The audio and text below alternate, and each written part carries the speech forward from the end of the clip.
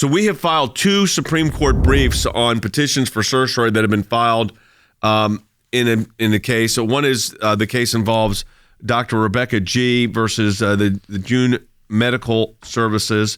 This case, which we filed the initial brief in, will break new ground in protecting babies for abortion. This is what it is. The case involves the constitutionality of a Louisiana state law requiring doctors who perform abortion to have immunity privileges in a nearby hospital. The Supreme Court struck down a similar law in 2016, but the Court of Appeals for the Fifth Circuit upheld Louisiana's law, holding that the requirement did not impose a substantial burden on women's abortion access. The Fifth Circuit explained how the Louisiana law had minimal impact on abortion clinics within the state. But you would think a basic admission privilege for a doctor performing surgery, CC, would make a lot of sense.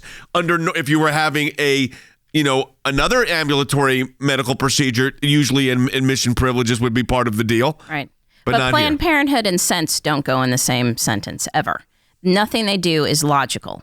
So, in this situation, they will fight against admitted privileges. They'll fight against having a medical doctor perform the abortion.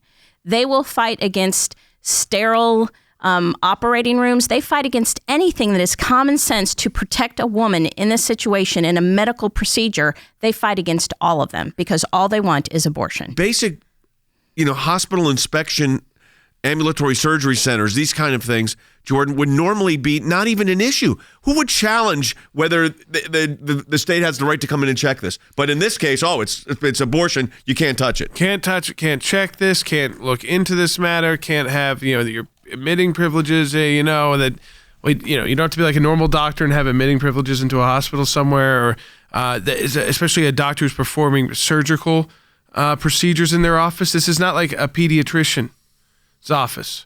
They are performing surgical procedures in their office, and they're saying, no, we don't have to have admitting privileges to like the hospital if something goes wrong. They are not. These are surgical procedures they're performing.